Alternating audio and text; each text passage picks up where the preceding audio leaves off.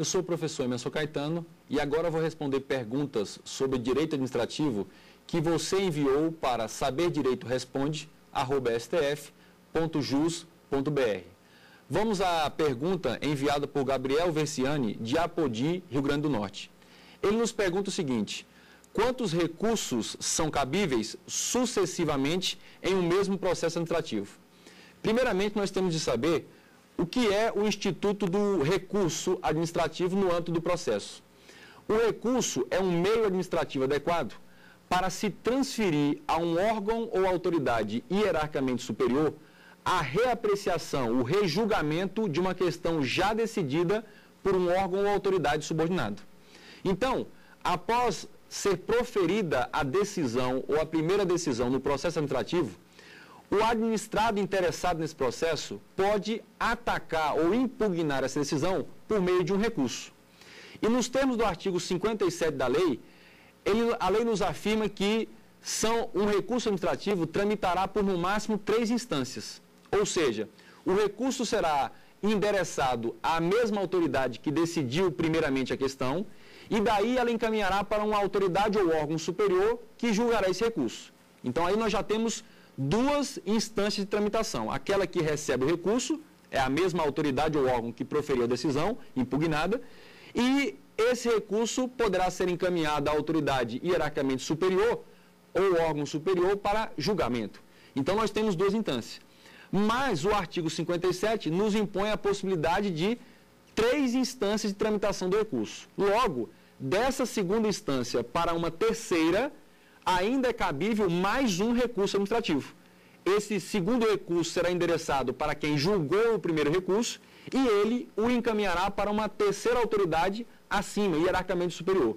De maneira que nós teremos a tramitação de 3 instâncias, sendo cabível um máximo de 2 recursos nos termos da Lei 9784/99.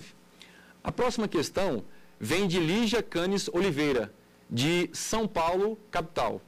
Ela nos pergunta o seguinte: admite-se a exigência de caução para interpor recurso administrativo no processo? Primeiramente, nós precisamos saber o que significa essa caução ou depósito prévio para poder recorrer.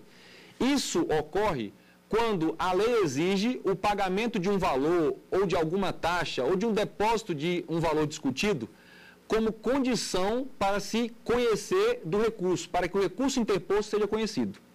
A regra do processo administrativo da 9784/99 é de que não cabe a exigência de caução ou depósito prévio ou qualquer pagamento de valor como condição para interposição e conhecimento do recurso, salvo disposição expressa em legislação específica. Porém, mesmo essa exceção sofre um óbice, um obstáculo. Por quê? Porque o próprio Supremo Tribunal Federal, em sua súmula vinculante número 21, entendeu que a exigência de arrolamento de bens, depósito prévio ou caução como condição para interposição de recurso administrativo é inconstitucional. Portanto, atualmente, conforme jurisprudência do STF e nos termos da própria Lei 9784/99, não se admite a exigência de caução como condição de interposição e conhecimento do recurso administrativo. Vamos à pergunta agora do Rodrigo Magalhães Abreu, de Brasília DF. Ele nos pergunta o seguinte: o recurso no processo administrativo tem efeito suspensivo? Para responder essa questão, primeiro é importante distinguir a diferença entre efeito suspensivo, recurso com efeito suspensivo, e efeito meramente devolutivo, ou recurso sem efeito suspensivo. No primeiro caso, o recurso com efeito suspensivo é aquele que, ao ser interposto, ele paralisa todos os próximos atos que viriam a ser praticados no processo. Ou seja, nenhum ato será praticado no processo enquanto não for julgado esse recurso. Este é o recurso com efeito suspensivo. Já o recurso sem efeito suspensivo, ou recurso meramente devolutivo, é aquele que, ao ser interposto, não paralisa a sequência de atos no processo. O recurso aguarda julgamento e o processo continua com os seus atos normais. E ao proferir a decisão posteriormente desse recurso, os atos que forem afetados por essa decisão serão refeitos ou desfeitos. Dessa maneira, no processo administrativo da Lei 9784/99, a própria lei determina que, como regra, o recurso não terá efeito suspensivo, salvo disposição específica em legislação própria. Vamos à próxima questão.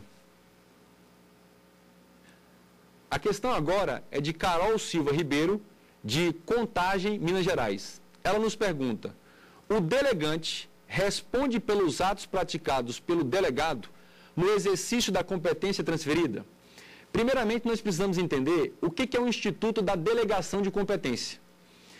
A competência, como regra, é irrenunciável e deve ser exercida pelo órgão ou autoridade a quem lhe foi conferida como própria, ressalvadas as possibilidades de delegação e avocação de competência. A delegação da competência é quando um órgão ou autoridade transfere a um subordinado ou a um órgão ou autoridade de mesma hierarquia, sempre parcela parte da competência que a lei lhe conferiu.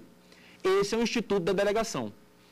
Quando ocorre essa delegação, a autoridade ou órgão que recebe a competência ou parte da competência praticará atos no exercício dessa competência em nome próprio.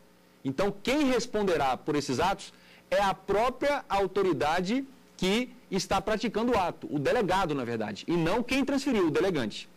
Com duas exceções, duas ressalvas. A primeira, os dois, delegante e delegado, responderão pelo ato praticado quando a delegação for ilegal, contrária à lei, proibida.